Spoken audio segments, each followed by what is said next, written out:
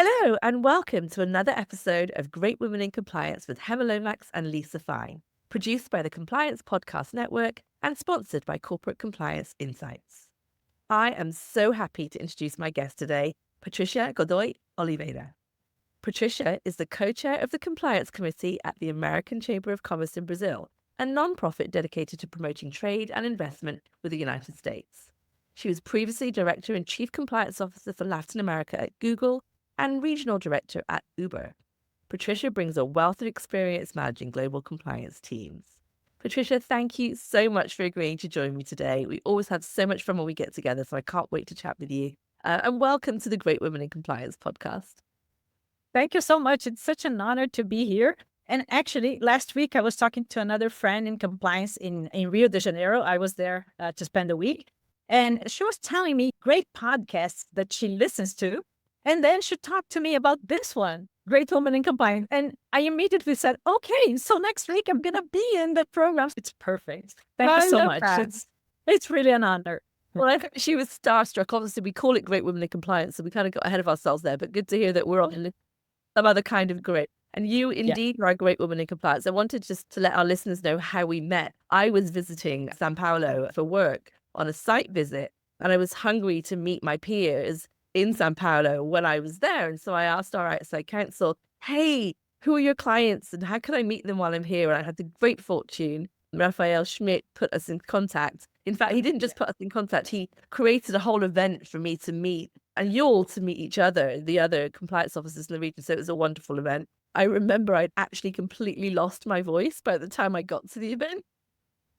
That's true. We became fast friends. Maybe we became fast friends because I couldn't talk as much, but it was one meeting.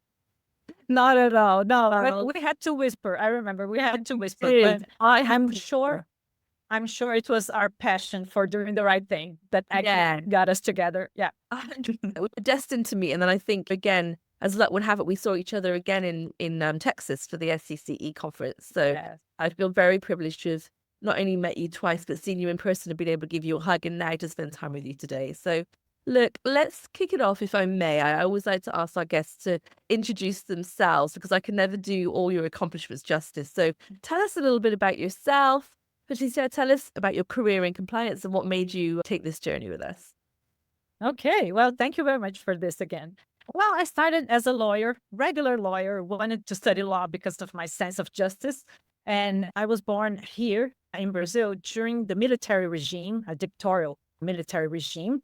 So democracy to me was super important and freedom of rights, individual rights.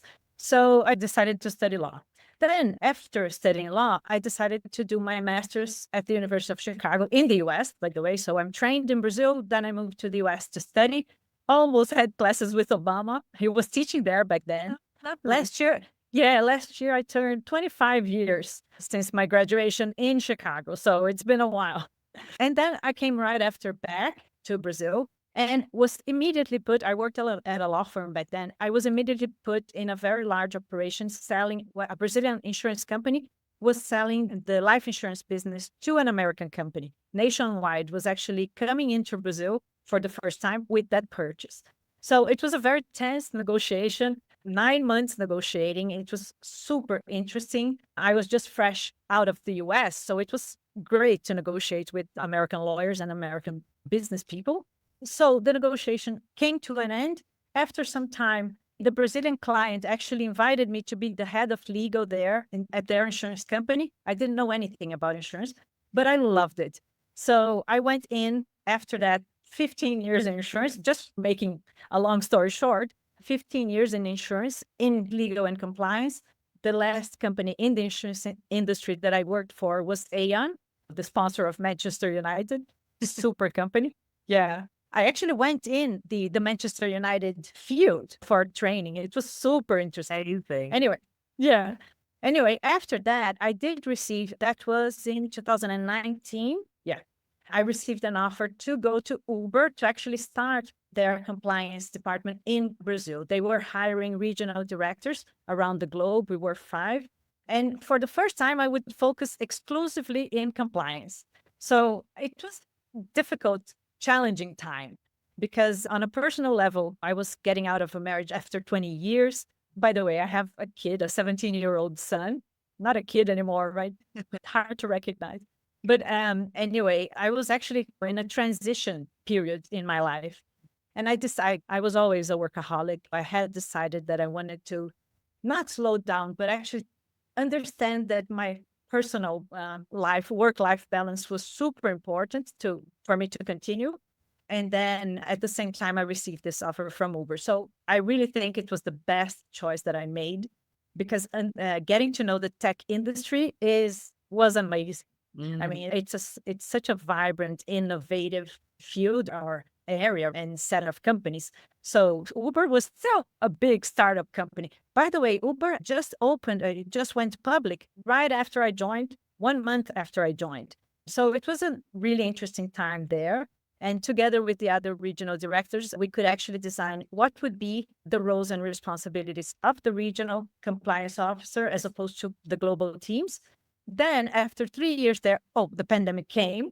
So I had to adapt completely the compliance program. Then I received this offer to move to Google, a much, much larger company. Google is huge, an amazing company. And so I decided to go. And for the first time, I started actually being responsible for all the countries in Latin America within compliance. So it was super interesting. I had a lot of autonomy, both at Uber and at Google. I had a lot of autonomy to create things because the mandatory training was already there. The compliance program was already set. So I had this freedom to create things that were specific to the Latin American region. So I really enjoyed that. That came to an end by the end of May this year. Google actually rearranged their teams and they no longer have this position of regional compliance officer. And since then, a lot has happened. I have been opening up a lot of doors. Now I'm going back to another American company. But in the meantime, I actually did do some things that I really enjoyed. I took some time off for myself to reset, traveled, did a lot of things that I love doing. Went to Tomorrowland, the electronic dance festival in Belgium. You see, that was a long explanation, but let's just to start. I gave you some hints of what happened in my life and how I ended up in compliance. I really found myself in compliance. Oh, look, thank you so much for sharing that. I do want to dig into some of those highlights there. I want to talk about your time in the insurance company, at Google, at Uber. I want to talk about Tomorrowland. I want to hear all these stories. I want to hear about your last few months. But before I do that, I just want to thank you really for showing up even today as a whole person and talking about transitions, not just in terms of the moves from one great company to another. You obviously had a fantastic, illustrious career moving to household names. But you also mentioned as part of those transitions, you were going through your own transitions, whether it was family life, whether it was the pandemic. And I think that's a common theme with a lot of our guests, a lot of our listeners, is that we are not just the people we turn up at work. We're whole people. I think it's really important to think about the impact that might have on our decisions. I love that you refer to your decision to join Uber as one of the best things that happened to you, but also recognize that it happened during a time that was challenging in your life. So I'd love if you wouldn't mind just ask you a little bit more about how you've navigated these transitions with life transitions and all the things that come with that. I'd love to any tips you've got for listeners and what you've learned. Oh, no, absolutely. And I think that's talking about that. This is something that we do. We normally do that among women, right? Among friends, women friends, especially. And I think that's a great thing that we do. Maybe differently from men. I don't know if they share so much, but to us, I think that's so important. And it gives us a lot of strength to go on, right? Because now the world is a little bit different, a little bit better in terms of all the prejudices around race, around everything. It's a little better in terms of sexism, but we have a lot to go still. So having that sorority is super important and has been really important in my life. Sometimes when we face challenges, my formula, if I have one, is actually to try and look inside, understand, get to know me better, get to know myself better. Because understanding your motivations, your flaws, your desires, this is so important because we are one whole person. But when I started, I was always so concerned to give out this impression of respect and knowledge and etc. And yes, that was important to me in the beginning. But that's not the whole me. And it was very tiring to keep wearing these masks. The masks were me, but still they were masks. So I think as we get to know ourselves better, as we mature, I think that we get more confident to be ourselves. So that is my formula. Get That's to know so yourself. important. And you've taught me that as well. I mean, we've both been going through our own transitions in the last 6 months, and I've really learned so much from you about that. And just, I would love to ask you a bit about that. You said you've achieved a lot. I know you could spend the whole podcast talking about what you've achieved in the last 6 months, but that's another transition, another reset that I'd love you to share some thoughts with our listeners. You said you're about to go back into another role, which is fantastic. Congratulations for that. But I'd love to know what you've learned about yourself in the last 6 months that maybe you'll take into the next role. Oh, absolutely. Whatever we learn, that's the thing about knowledge, right? Whatever we learn, we don't forget it's there. So it will impact the way we see the world, which is something just amazing. So this past 6, 7 months, I've been really re-looking at my whole career because it was a milestone. 2024 to me was a milestone. I turned 50 years old. I actually, thank you. It was 25th year of my reunion, my graduation. I went to the reunion, by the way. President Obama showed up. Was he there? No, but a lot of other amazing people and professors also. Then I had this unexpected turn of events that I was at Google, then I'm no longer at Google. So what am I going to do? And then I started going back to understand what are my strengths, what are my where do I differentiate from other professionals? And I have been remembering talking to former bosses. I have been networking like crazy. It's so great to be able to contact everybody that I've been working with for the past 25 years. And everybody received my calls and returned my calls. So this is by itself super rewarding because no matter what, I did it with my heart and really focusing on what I believed was right to do. And people recognized that. So everybody returned my calls. I actually had meetings with everybody. And one thing that I heard from some of my former bosses was that I can translate well whatever it is that happens in Latin America to Americans. Right. And that's something that I didn't realize that I had it so well because I'm Brazilian. I studied in the US. That really helps a lot. And I came back here. I live here. And having contact for these past 2 years, having contact with a lot of the other countries in Latin America made me realize that there are many different cultures in Latin America. So it's not just one. Brazil is one. But even within Brazil, Brazil has continental size, right? It's like the US, it's big. So even within Brazil, it changes from Sao Paulo to Rio Grande do Sul, which is in the south, from the north. So understanding those different cultures and ways of approaching life and business and relationships really does help in the compliance world, in the compliance business, the compliance function. Because compliance in the end is actually trying to incentivize people to do the right thing. Not always the policies are necessarily super the best that you can think of in terms of ethics. They should, but not always they are. And the laws are the same. Sometimes we have contradictory laws, right, between one jurisdiction and the other. So understanding that and understanding how people behave in each of these locations really helps us plan for what a compliance program should look like for that specific sector or area. These past 6 months or 7, I have been thinking a lot about that and really digging into what will be my next 50 years? Because having access to good health, thank God, I hope that, but having access to doctors, good doctors, etc., probably I'll live, if not 50, 40, 30 years, it's a lot. So my professional career has been there for 25 years. I have at least another 25 or 30 for the future. I don't want to stop. And even if I don't work in companies anymore, which I will for now, but for the future, there's so much to do. And there's so many things that we can do to help improve the environment around us. We cannot simply silence ourselves. So when I say that I'm not going to retire, that's what I mean. What I mean is actually continue spreading the word and helping people and co-creating together, because I do believe that everybody has some things to offer. And once we tap into that with a lot of things that we can talk about here at this podcast. But once we tap into the good things that everybody can bring to the table, amazing things happen, and even unexpected things. Don't try to control everything. If I learned one thing is that don't try to control everything. Give space for life to happen. So that has been my approach these past months.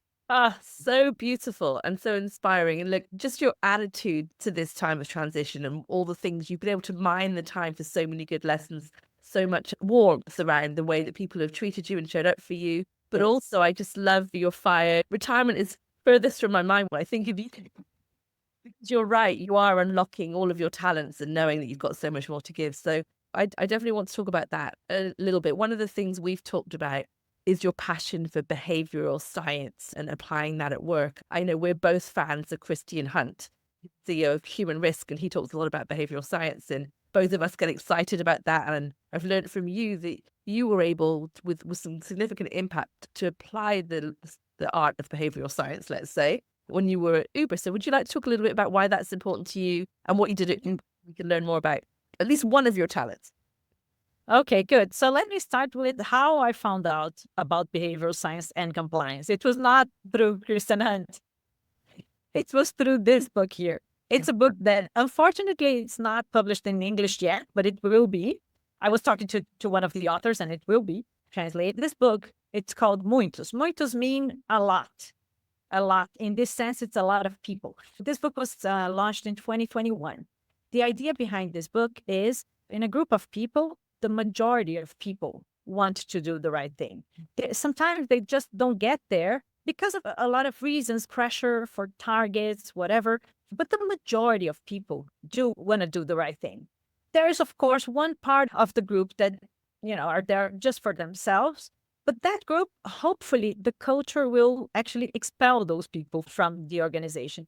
The idea is to focus, the compliance program should focus on the lot of people. Right? That's the name, the Muitos. So once I read this book, I know the authors also, and I talked to them. I actually recorded a podcast with them after that because I really found that behavioral science can help us a lot. Because usually compliance is seen as a supporting function, but not necessarily supporting so much. There to say no, to block things. The same way for legal, by the way. So I have been listening to that my whole life. I was trying to find ways to make compliance more fun. Once I read this and learned a lot about behavioral science, I really understood how do people take decisions. It comes from Daniel Kahneman, right? System 1, System 2, fast and slow. So understanding the human mind and how people take decisions, then we can try to give some nudges around. By the way, I not mention Richard Taylor from Chicago also. I actually was a lecture with him. He's great. So we can find nudges to actually help people behave in the proper way without them even realizing that, in such a way that it's easy for them. The easy way out for them is just to follow the policies and do the right thing. So at Uber, it was the first time that I actually had the opportunity to do that. And that was through gamification. That's one of the techniques that I used. I tried to do different training sessions, which I don't even like to call training sessions. I just call them sessions because if we call that training session, just the word is already bad, right? Why do people have to be trained? They know already, especially in tech. Everybody's so full of initiative and entrepreneurship. Okay, so they know a lot already. Okay, so let's just have this session to understand what would you do in this situation. One of these strategies was to use Kahoot. I don't know if you know that tool, but Kahoot is super fun. And the way I became an expert in presenting Kahoots because I started with a campaign at Uber. We actually learned that there was some distrust in the ethics helpline. So we had an opportunity there to dig further and understand what happened. And what we learned were two things. We learned that people didn't know what happened with their report after they reported. They didn't know what happened there. Why would they report? Then the second thing was the middle management was very afraid that there would be a witch hunt for those cases that were reported, like sexual harassment, for instance. Is there going to be a witch hunt? So is anybody going to think that I already did something just because one person reported that, even though it may not be true? So we tapped into that and planned together with all the other areas like internal communication, legal, diversity and inclusion, HR, a lot of different areas. We planned this whole campaign that was supposed to last for 1 year and had a lot of gamification and fun events because we wanted to incorporate those fun events into the day-to-day life of every employee in Brazil, right? Of Uber. Okay, so the kickoff for that campaign was in December of 2019. We hired a theater company to do some sketches of really unethical behavior, but small ones, but fun in a funny way. And that theater company presented in both offices in Sao Paulo. People loved it. So right after that, we started some Kahoot sessions and we had a lot more planned. Oh, by the way, one thing that always is a great hint, have food in your events because people love it. So we had a very typical Brazilian snack called cheese bread. It's a specific cheese bread that we have. You know that, right? Yeah. So we always had very good cheese bread and snacks and other snacks there for people to eat. So sometimes they weren't even thinking of attending the event, but they heard that there was food, so they would go there. And we made it all voluntary, so they could join if they wanted, because we didn't want to impose. Of course, the mandatory training was already there. That was on top of it. So we used that and started the campaign. After some months of the campaign, the pandemic came. So it all changed everything. So we had to completely change the campaign. And I started using even more Kahoot and other gamification ideas to make people participate in the sessions. And in Kahoot, what I would do with Kahoot was actually not give any lectures on the code of conduct, on conflict of interest, nothing like that. I would assume people already knew that because of the mandatory training, right? Okay, they might not know, but I would assume they knew. And the Kahoot sessions were to test that.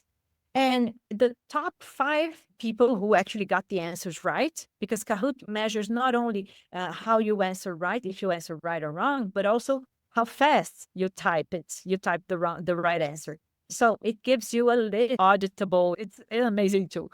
So the top 5 would get a T-shirt. T-shirt is not something costly. If we didn't have a T-shirt, we would use pens or pins. We had a small pin also with the words, I do the right thing, for people to actually earn. So the top 5 earned T-shirts, pins, and whatever swag we had that were personalized. So only with that, we learned that we made a lot of people join the sessions. And they knew that they already had to know about the policies to win, right?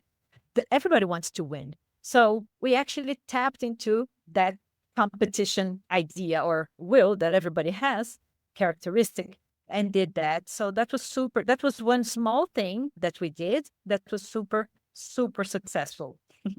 On so many levels, I'm hearing so many things in the way you told that story. First and foremost, the way that you're thinking of the perspective of the employee that you're serving. It's one of my favorite things, is just switch it around and not worry so much about the regulators or your bosses or yourselves, but really think about what are we there to do, which is to enable our business partners to move forward doing what they need to do with peace of mind, with ethical dilemmas being addressed and thought through with the right people, the right teams. And so I love the way that you came at it first thinking about them. The other thing I really like, which you kind of said very quickly, but is very important, was you had an objective. You looked at the root cause of a problem and you wanted to address that. So this cycle of continuous improvement, learning, engagement, I think is really important. And clearly you, again, another of my things I like to talk about is crowdsourcing risk intelligence. You figured out from the people you serve what was on their mind and what reservations they may have had for speaking up or raising issues. So really powerful right then. And then, as I said, bring the cheese bread in, I'm anywhere.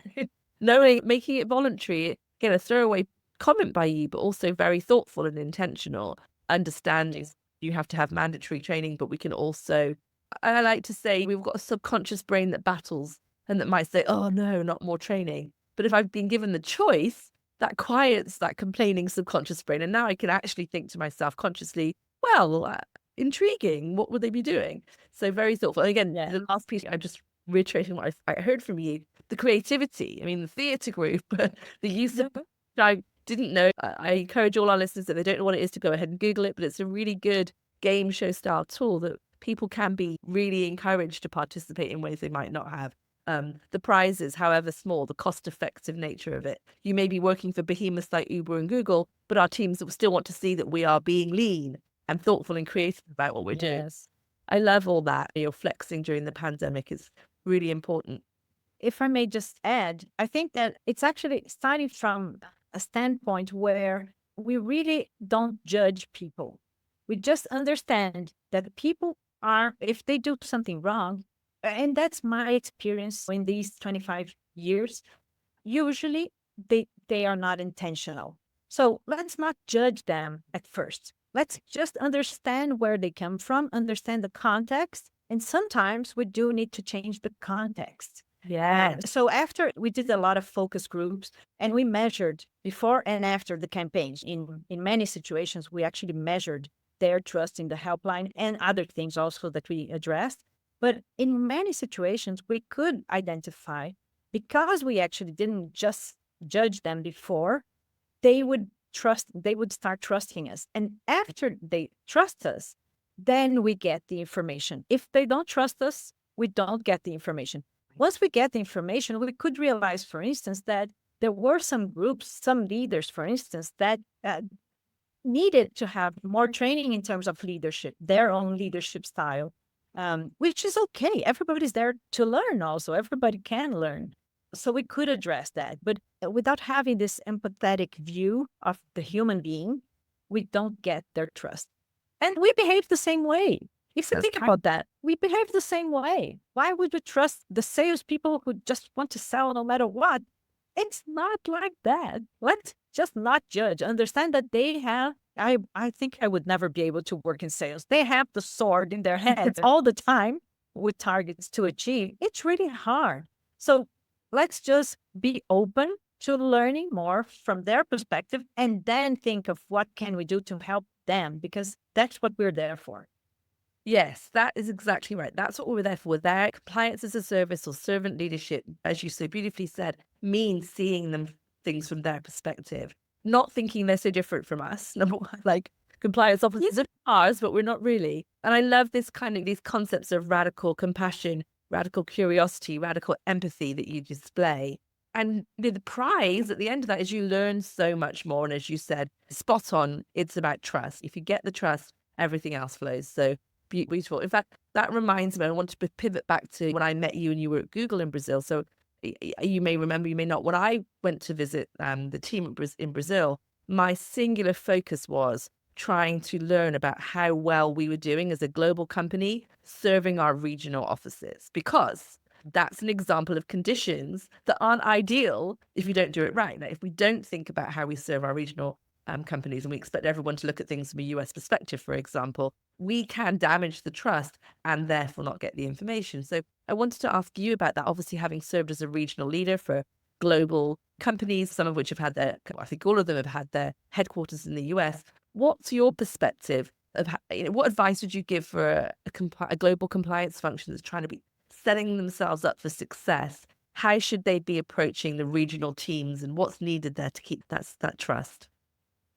Okay, I think that's the best recommendation, is to understand that people are different. So cultures are different. As I said, even within a country, it may differ, even within the US. So understand that people will behave depending on the context they're in, not only within the company, but outside of the company also, in their families, their circle of trust there. So having that openness to try and do some research on how can you behave in a way that they perceive you better.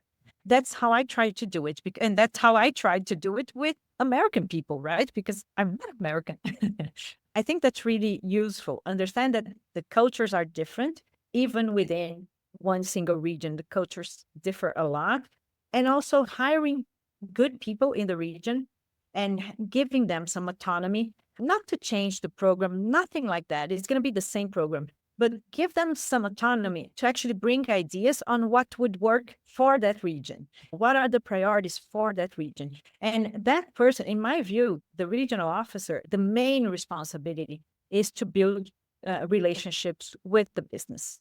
Because if we don't do that, if we don't create trusting relationships with the business leaders, we are not going to have their buy-in.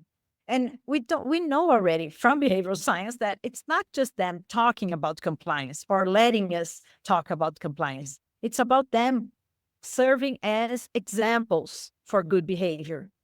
How can you actually help them if they don't think compliance is important, don't trust you, don't think you can add anything? And let me be very frank and honest. In a lot of the different regions, people feel that sometimes Americans just want to go and dominate things and rule everything that happens there. That is great because the headquarters in the companies I worked in are in the US. And so, of course, they need to manage, but they need to manage in a way that is efficient, right? They want to have the best of their regional teams. For that to happen, you really have to have some patience and curiosity to understand that things can be done a little bit different. Not necessarily a lot, but hire well and actually let them build relationships and bring you ideas. And you can always supervise. You can always supervise and intervene and participate. It's super important, by the way, that the global folks participate in the regional events, because the regional teams actually feel empowered. And not only the compliance teams, but the business people really are happy to receive a visit from the US. So those two things, I think, go really well together. Yes, and it's just like you said earlier that we can be curious, but also humble about our role in creating those conditions in that context. And there are levers you can pull to tweak the context if you're willing to be self-aware and think about, well, how might we, whether it's headquarters, compliance, leadership, how might we be inadvertently contributing to the context or the conditions which are making people feel less than seen or heard or valued? So I really appreciate you sharing your ideas on that, because I think we can get in our own way if we don't have that dose of humility and curiosity about what we can do differently to create the right conditions. As compliance professionals, we ask a lot of the business and our employees. But really, if we can think about what we can give first, we may receive a lot in return. I think you've seen that in your practice. So really beautiful. You're always learning. I know I'm always learning. When we met in Texas, you had told me that you were enrolled on a program that you were enjoying very much called the Program for Virtuous Leaders. And I've loved talking to you about that and what you've been learning there, but I'd love you to share a little bit about that. Before I forget, though, I did want you to let our listeners know the author of the book Muitos, Muitos. Oh, yes. So it's 4 authors. Carlos Mauro, he's a professor at the University of Porto in Portugal. Gabriel Cabral, they're all Brazilians, by the way. Gabriel Cabral is an executive with experience in compliance. Renato Capanema, he used to be in the government in Brazil, fighting corruption. And Tania Ramos, also another Brazilian. I'll give you the information so that you can put in the notes there of the book. We will include it in the resources section for our listeners. But again, that came to mind again because I think it's really important that our listeners know, because when you told me about your program for virtuous leaders, you also gave me lots of book titles and authors I should read. Such a gift, you sharing recommendations for reading. So highly recommend you listen to Patricia's recommendations for reading, and tell us about what else you learn and other authors we should think about having been enrolled in the program for virtuous leaders. Okay, so this program, it's called Virtual Leadership Program, was designed by Alexandre de Micelli. He's a Brazilian professor on ethics, business ethics in Brazil. He's not a lawyer, by the way. He's married to a lawyer, and the companies, both of them, him and his wife, Angela Donadio, both great professors. They give classes to board members here in Brazil. So they created this program to develop better leadership, better leaders. And it has a focus on humanity, how humans have to be at the center of any corporate environment, because people are the ones taking the decisions, right? Doing the right or the wrong thing. And companies have a huge responsibility also, not only with their shareholders, but with society, with all the stakeholders, right? So they created this program. It's a 12-month program. For now, I don't know if in the future it's going to be like that, but it's in Portuguese only for Brazilians. But they actually bring a lot of professors, even from the US, from Europe. So we have 12 books that we actually read, one each month. And then we have a session to discuss those books. Usually the participants are C-level professionals. And so the discussions are really good because everybody there already has a lot of years of experience in the corporate world. And everybody there wants to change, or not change necessarily, right? Because it depends on the company, but to improve the corporate environment. Because what we're seeing lately with burnout and all the mental health issues that were, I think we started talking more about those after the pandemic, right? But all of that, not all of that, but a lot of that can be caused by the environment, not only, but also.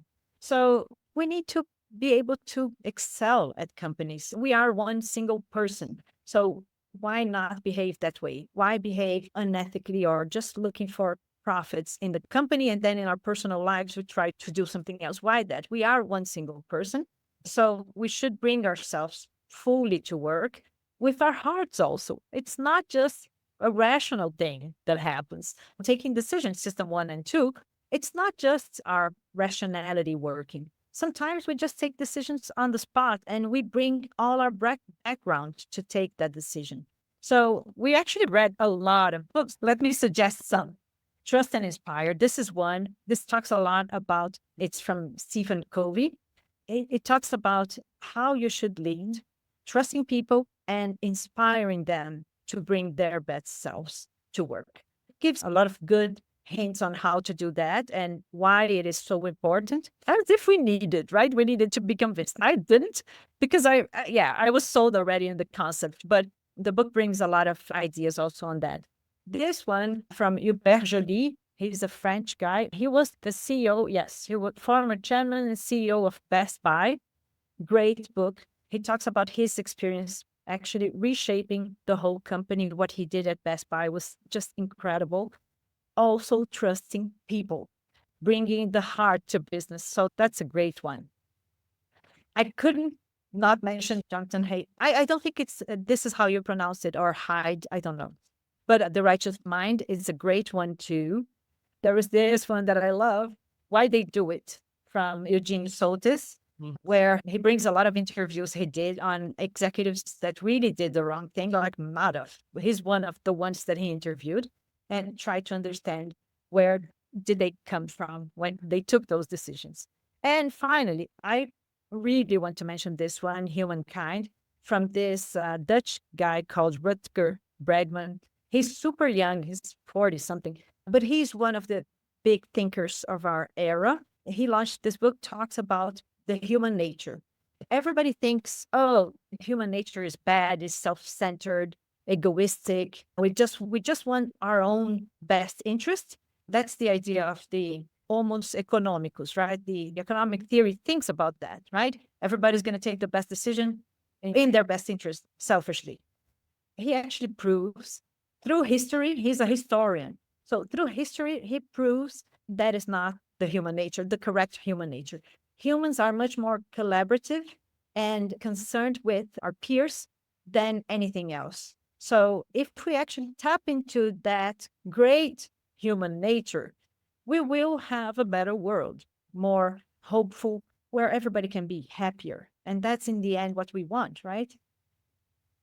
100%. And look, we're such kindred spirits because there's nothing better than digging into those books and becoming a passionate reporter of what you've learned and seeing the patterns and how they apply in life, but also for work. I always say every time I meet you, it's a massive gift you give me. You always give me some recommendations, and I'm so grateful that we've got this gift of a book list, a holiday list for our listeners as well. But I do believe that knowledge is not worth it if it's not to be shared, right? What is the fun of just learning for yourself? It's so much more fun to actually share with others and then exchange ideas and learn more from each other, right?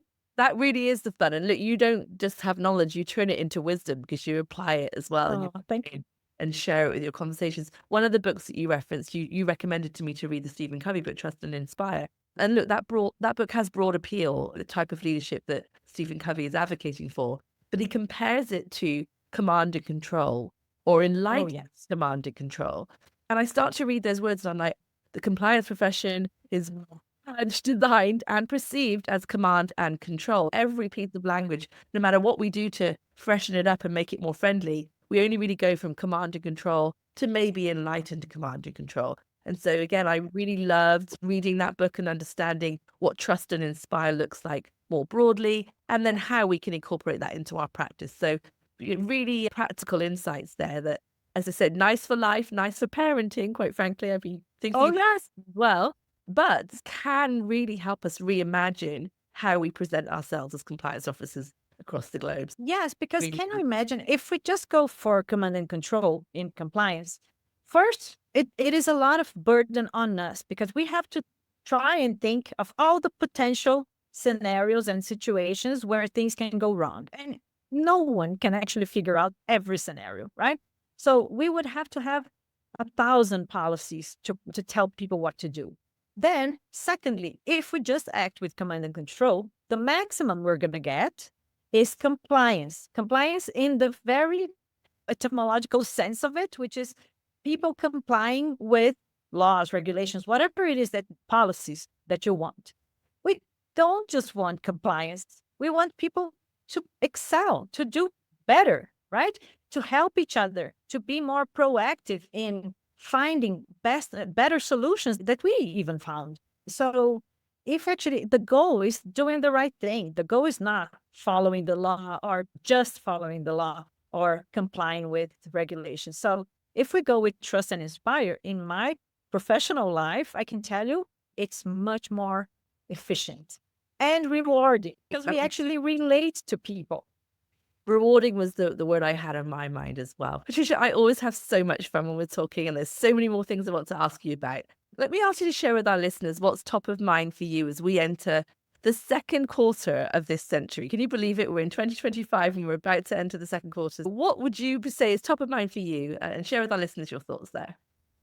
Okay, that's perfect. I've been thinking a lot about that because not mention artificial intelligence because everybody's talking about that, and companies are actually trying to figure out how to adapt to this new reality and what this new reality will be. A lot of companies are actually seeing the benefits of artificial intelligence in automating functions that used to require people to do. Now they can be automated. So I've been thinking a lot, and I think that companies have been thinking a lot on how will we deal with artificial intelligence and people, and what will be our roles as people within organizations.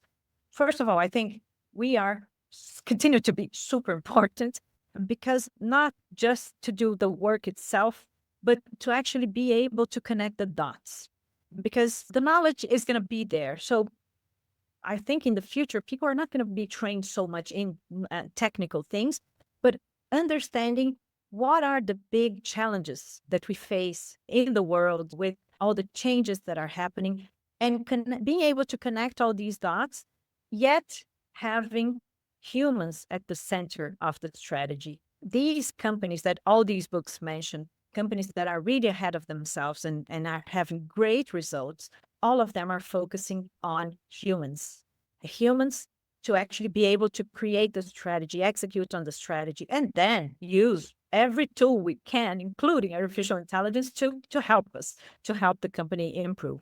That has been on my mind. And with that, in these past months that I've been having more time to think and reflect, I started writing a newsletter on LinkedIn. It's in Portuguese, but I see that there are a lot of Americans actually reading it. So I assume LinkedIn already translates. So it's good. It's called Day-to-Day Ethics, and it goes out every Thursday. And the idea behind these publications is a very short article with the idea that everybody can be a hero and can be a villain. And sometimes on the same day, sometimes even within minutes of difference between one and the other, because we're humans. We take decisions that are wrong. You can never find one person that is 100% ethical. You won't find it. We are humans. So understanding that, how can we actually take better decisions, not only to ourselves, but to the environment? So the idea is talk about the day-to-day ethics, things that can help us take the right decision in the smallest of things. So the other day I talked about being kind. But I have many articles there already written, very short, like 5 minutes to read, something like that. But I have been enjoying a lot writing about that, and that I will continue. We hope you do. I am a subscriber and I have been enjoying your insights a lot. Getting back to the main theme of a human centered approach to compliance and keeping curiosity, compassion, empathy top of mind. And it's very smart. It's the reality, and we need to start adjusting around that reality instead of trying to fit things round squares in square boxes or whatever that word is. There's a Brazilian philosopher, very well known here, called Clóvis de Barros Filho. I'll send you the name later. But he talks about ethics. The purpose of ethics is actually to help us improve our coexistence. So you don't talk about ethics with yourself, right? You talk about ethics in society. And if we think that we can use ethics to improve how we coexist as a society, as humans, it's such a beautiful way of looking at it. So that's the approach. That's truly beautiful. And again, one of the reasons I think we enjoy talking so much is because you have the philosophies, but you're also putting them into practice and showing us how to do that. Yes. So you are a true gift, Patricia. Thank you so much Oh, for sharing yourself, all of your recommendations, tips, and insights. I've really enjoyed this episode with you, and I hope you'll come back again. We will share with our listeners in the show notes a list of all the fabulous resources, including a link to your newsletter. And I believe everyone can find you on LinkedIn. Is that right? yes, absolutely. I'll send you also the LinkedIn profile there. And if we don't see each other before, at least in the next CCE event, we're Yeah. going to see each other. Yeah, that would be, again, another royal gift for me. So thank you again for sharing your time with us, and we'll see you soon. Thank you so much. Bye bye.